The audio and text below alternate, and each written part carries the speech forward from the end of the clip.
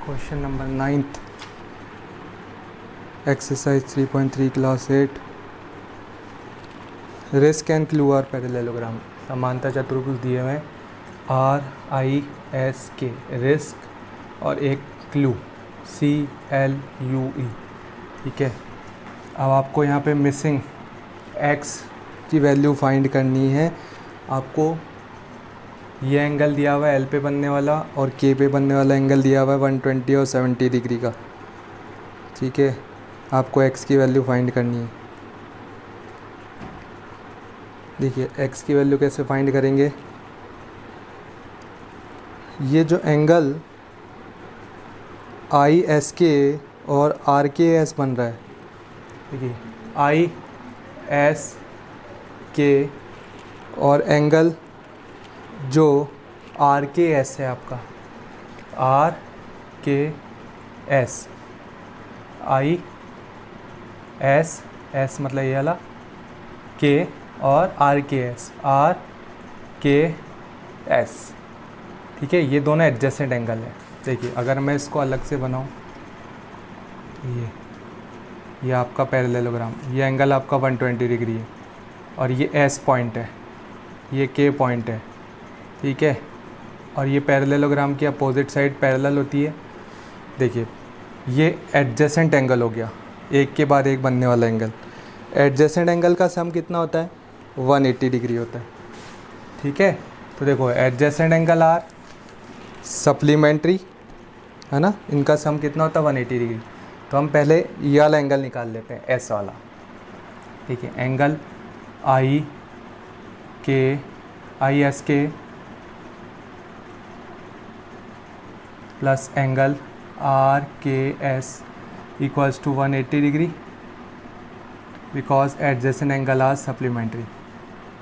Adjacent angles are interior या supplementary है ना। 180 डिग्री सम होता है ना इंटीरियर एंगल, ये भी लिख सकते हैं इंटीरियर एंगल्स। इसमें से आपको कौन सा एंगल पता है? RKS पता है। एंगल ISK की वैल्यू आपके पास आ जाएगी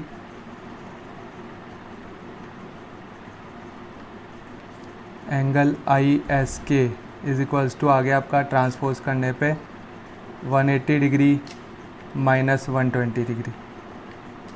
एंगल ISK की वैल्यू आ गई आपके पास कितनी?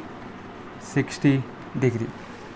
आपने एंगल ISK की वैल्यू निकाल ली 60 डिग्री। ठीक है, अब आपके पास एक एंगल इस ट्रायंगल का पता लगे। देखो क्योंकि ये जो x आ रहा है ना, वो एक ट्रायंगल के फॉर्म में आ रहा है। इधर देखिए इस तरह से बन रखा है आपके। ये पॉइंट आप मान लीजिए जहाँ पे ये इंटरसेक्ट कर रहा है, इसका कोई नेम है O मान लीजिए इसको। ठीक है, O बोल दीजिए आप इसको। तो देखिए OES ये एक ट्रायंगल बन रहा है। तो जो एंगल x है ना, वो इस ट्रायंगल का पार्ट है। अब हमने S वाला एंगल निकाल लिया है। ठीक है, हमने कौन सा निकाला एंगल? ISK। तो हमने S एंगल निकाल लिया। ठीक है, इस साइड वाला।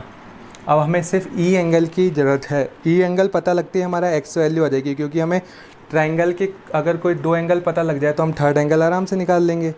ठीक है, तो हम क्या करते हैं, इस वाले एंगल की हेल्प से कुछ निकाल लेते हैं, angle E।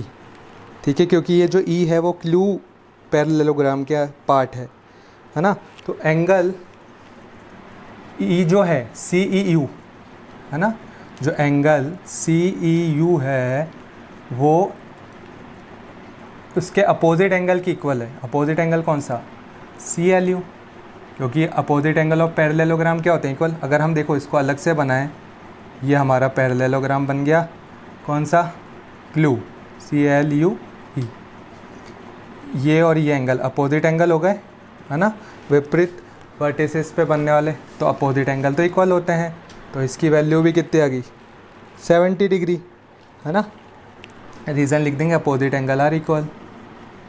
Opposite angles are equal.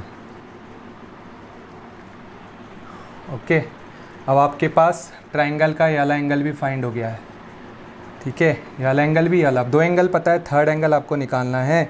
आपको पता है एंगल सम प्रॉपर्टी से, sum of all three angle of triangle कितना होता है 180 डिग्री, है ना। तो देखो angle C E U, angle X और एंगल आई एस के, इन तीनों का सम कितना है 180 डिग्री।